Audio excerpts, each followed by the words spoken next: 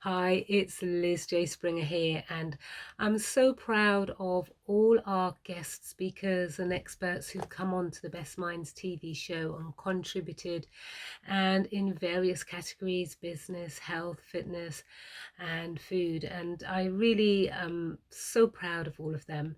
And we have a few reels here that you can take a look at where we've got a few clips. Take a look here.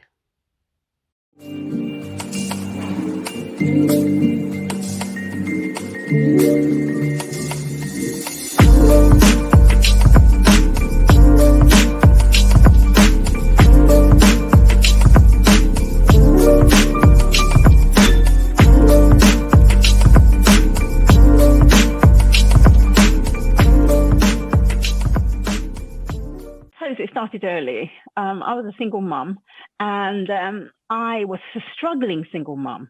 Okay, I was struggling as a single mother, and I chanced upon the book by Napoleon Hill called Think and Grow Rich.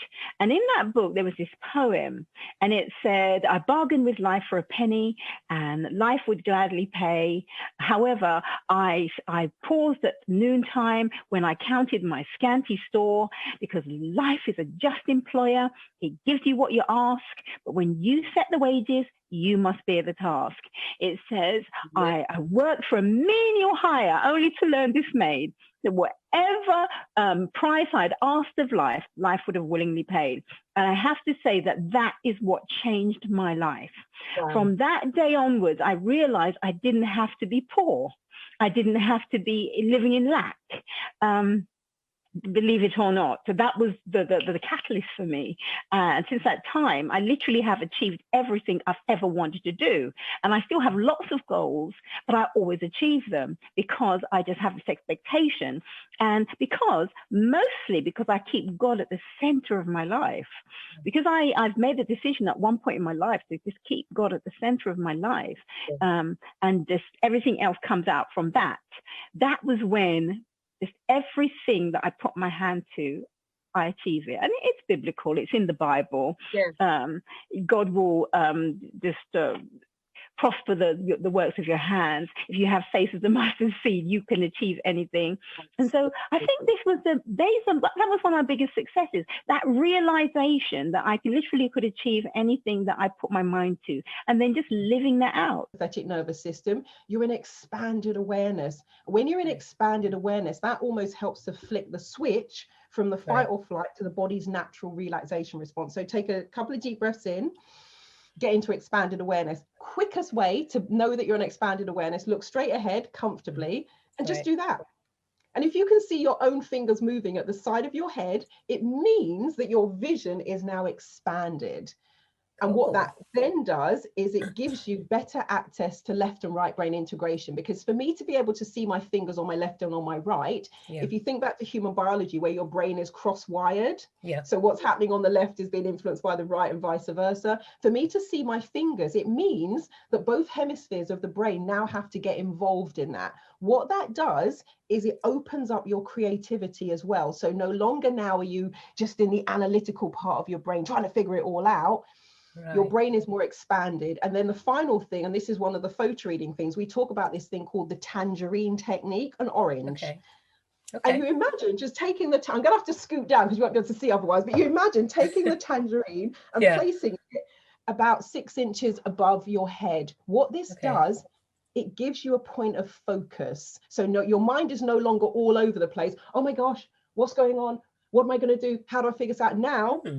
It focuses the mind. So if you put those things together, relax the breathing, expanded awareness, tangerine above your head, it just automatically changes your state. And from there, that is where you say, okay, what is my... Really want to kind of make a difference. They want to understand more about themselves. There's something that they want. They want to find out what their purpose is, but also want to be able to discover more of who they are so they can really move forward in the best possible way. What positive things could you give to someone to help them to move closer to their goals, their hopes, their dreams, their aspirations? Well, I would say the first thing is invest in yourself, because when you invest, that's an act of self-love. when you do that deep reflection of self, right? And we're not taught to do that in the world. We're taught to think outwardly, not think inwardly. And I'm not saying that we don't eventually will apply that outwardly, but first give yourself permission to go inside and learn. This is the vehicle that you're going to be living in for the next 100+ years, if we're lucky on this planet, right? It's a small drop in the bucket. So this is going to be your reference point for the rest of your journey. So doesn't it make sense that you should understand the reference point that you're starting with, and to love that, and to go have enough self-love to go within and make that self-discovery? Because every single masterful person will tell you that self-awareness, some level of self-investigation and self-awareness, was the key to their success. So if anyone, I say to people who want to know it, I said, give yourself permission, first of all. And then second of all, work with people who you feel have achieved a level of mastery in the areas that you want to master. And that's something that's not really promoted in society anymore, mentorship. The idea of working with the teacher. I mean, you and I know that because we're coaches, and we have coaches, and we've worked with people, so we understand the value of that, but it's not really that common. So if you want to get somewhere faster, work with someone who's already there. They're going to show you the quick path. And so the combination of that's an investment into self, really, when you think about it.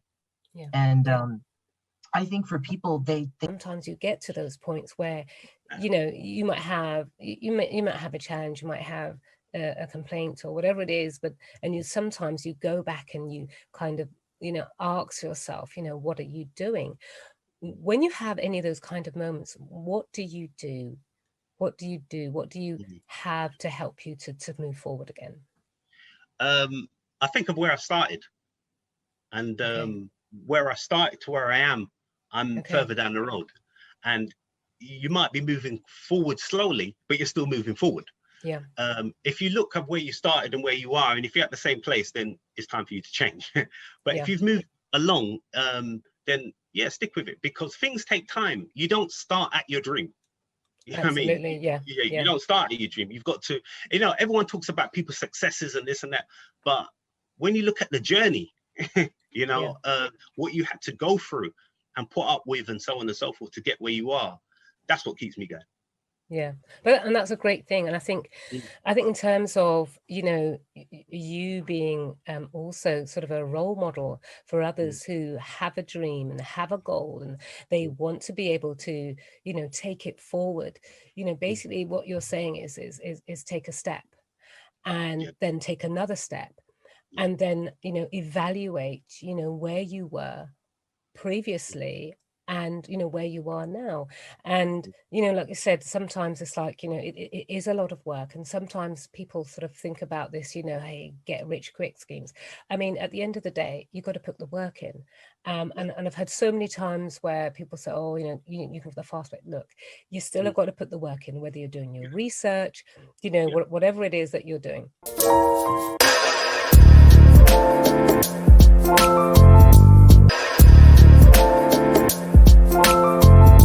Those things, there's 24 hours in a day, and I know some of those that we spend sleep, but we have more time than we realize we do. So what it is that you have to take the things that are meaningless and move those things out of the way and make, you know, what you want to do of importance. You don't have to watch, you know, 4 hours of Netflix. You don't have to be on the phone for 4 hours. I cut those things out of my life. You know, I don't know a lot of the shows that are on TV. I don't even know a lot of the people that are out there, honestly, you know, that have music out, or I don't watch on TV. I'm never on the phone.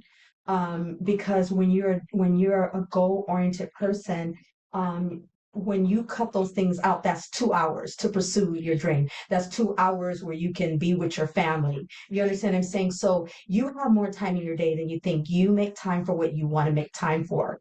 But